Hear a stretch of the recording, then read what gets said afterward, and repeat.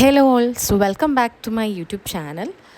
So ഇന്ന് നമ്മൾ പോകുന്നത് നമ്മുടെ കൊല്ലത്തുള്ള എല്ലാവർക്കും അറിയായിരിക്കും one of the famous temple, നമ്മുടെ കാട്ടിൽ മേക്കതിൽ ടെമ്പിൾ വിസിറ്റ് ചെയ്യാനാണ് പോകുന്നത്. ചവറയിലാണ്. അപ്പോൾ നമ്മളെപ്പോഴും വിചാരിക്കും അവിടെ പോകണം എന്നുള്ളത്. കൊല്ലത്തായിരുന്നപ്പോൾ നമ്മളെപ്പോഴും വിസിറ്റ് ചെയ്യുന്നൊരു ടെമ്പിളായിരുന്നു. പക്ഷേ ഇപ്പോൾ എറണാകുളത്ത് വന്നപ്പോൾ നമ്മളങ്ങനെ വീട്ടിലാണെങ്കിൽ പോലും നമ്മൾ ഒരുപാട് ദിവസം സ്പെൻഡ് ചെയ്യാറില്ലല്ലോ. സോ നമുക്ക് അധികം അവിടെ സമയം കിട്ടാറില്ല അമ്പലങ്ങളൊക്കെ പോകാനും എടുക്കാനും ഒന്നും. So we thought of going there. ഒരു സഡൻ ഡെസിഷൻ ആയിരുന്നു. അപ്പോൾ പെട്ടെന്ന് തന്നെ നമ്മൾ റെഡിയായി. ഒരു 9 മണിയൊക്കെ ആയപ്പോൾ നമ്മൾ വീട്ടിൽ നിന്ന് ഇറങ്ങി. നമ്മൾ അമ്പലത്തിൽ ഒരു 10-10:30 ആയപ്പോൾ എത്തി. പക്ഷെ അത്യാവശ്യം വെയിലുണ്ടായിരുന്നു.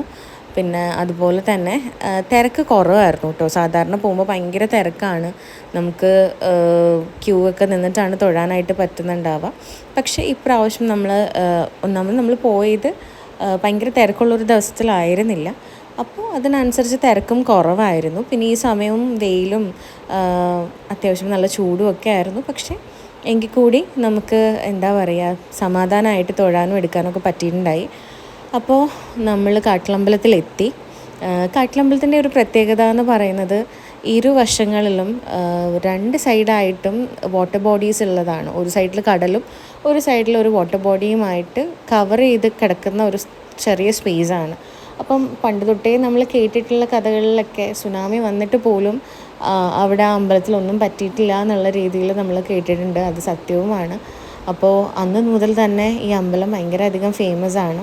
ഇവിടുത്തെ മെയിൻ പ്രത്യേകതയാണ് കേട്ടോ ഈ ഒരു മണി നമ്മൾ കെട്ടുന്നത്. ഇതെന്തിനാണെന്ന് വെച്ചാൽ നമ്മളൊരു ആഗ്രഹം മനസ്സിൽ വിചാരിച്ച് 7 തവണ ഈ ഒരു ബനിയൻ ട്രീ ആൽമരത്തെ ചുറ്റി നമ്മൾ തിരിച്ച് വന്ന് ഈ ഒരു പ്രദക്ഷിണം വെച്ചിട്ട് ഈ ഒരു മണി കെട്ടി ദേവിയോട് ആഗ്രഹം പറഞ്ഞു കഴിഞ്ഞാൽ അത് നടക്കും എന്നൊരു വിശ്വാസമുണ്ട്.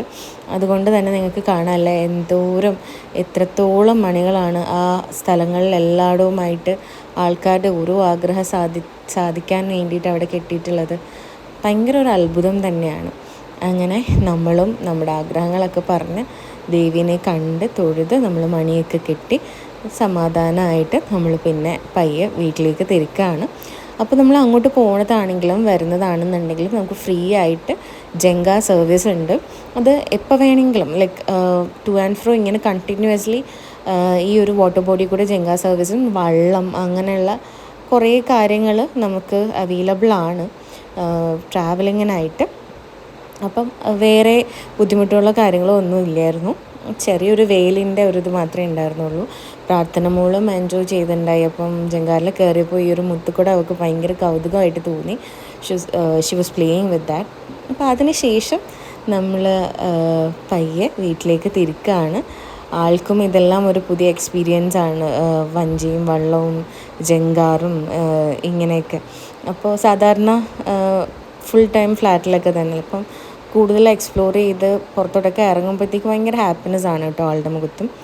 അങ്ങനെ നമ്മൾ തിരിച്ച് പോവുകയായിരുന്നു. ഇപ്പോൾ ഈ വൃശ്ചിക മാസം ഭയങ്കര എന്താ പറയുക, നല്ലതാണെന്ന് പറയുന്നുണ്ടായിരുന്നു.